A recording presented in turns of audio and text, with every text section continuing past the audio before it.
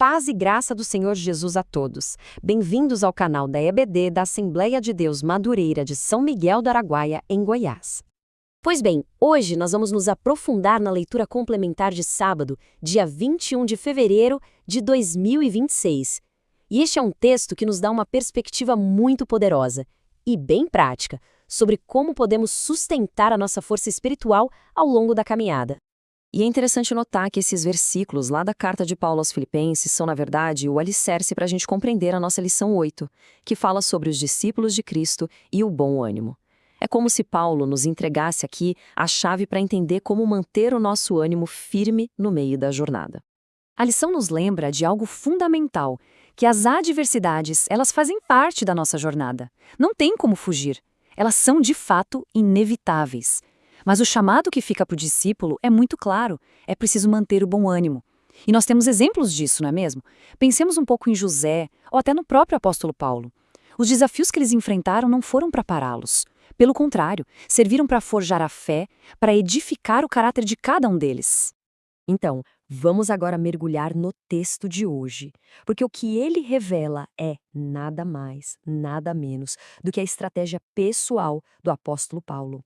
Uma estratégia para continuar, para prosseguir com uma determinação firme, inabalável, mesmo quando as provações são as mais severas.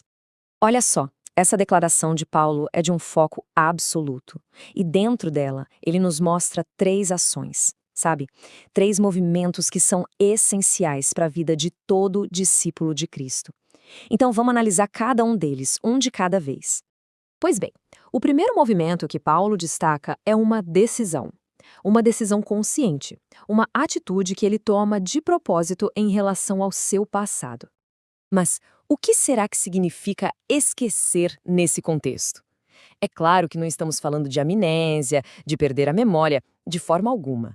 O que Paulo está falando aqui é de uma mudança radical de perspectiva. É sobre realocar o nosso foco. Significa, por um lado, se recusar a viver preso àquelas falhas do passado que só nos paralisam. E, por outro lado, significa também não se acomodar, não ficar vivendo das vitórias passadas, o que pode nos tornar orgulhosos ou complacentes.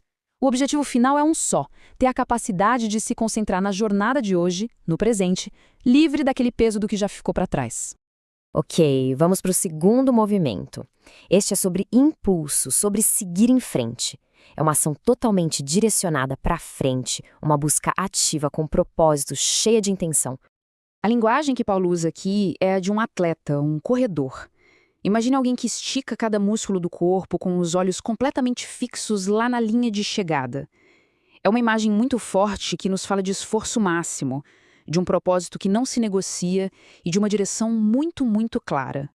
E foi justamente esse foco, essa visão no que estava adiante, que deu a Paulo a força para suportar coisas que a gente mal consegue imaginar: naufrágios, apedrejamentos, perseguições sem fim.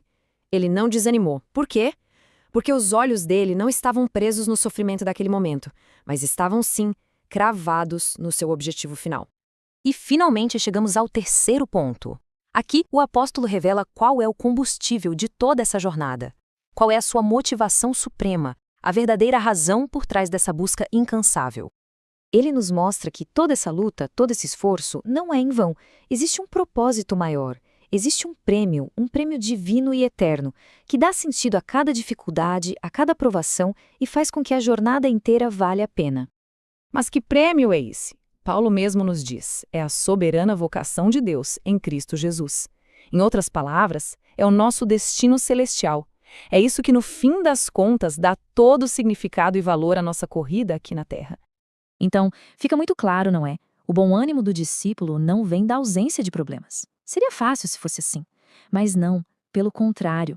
Esse ânimo brota da certeza daquela convicção inabalável da vitória final que nós já temos em Cristo. Portanto, a lição de Paulo se torna como um mapa para nós. Primeiro, esquecer o que ficou para trás. Segundo, avançar em direção ao que está adiante. E terceiro, manter os olhos sempre fixos no prêmio. Essa é a fórmula para a gente preservar o bom ânimo, independentemente das circunstâncias que estivermos enfrentando. Que a graça e a paz do Senhor Jesus seja com todos vocês.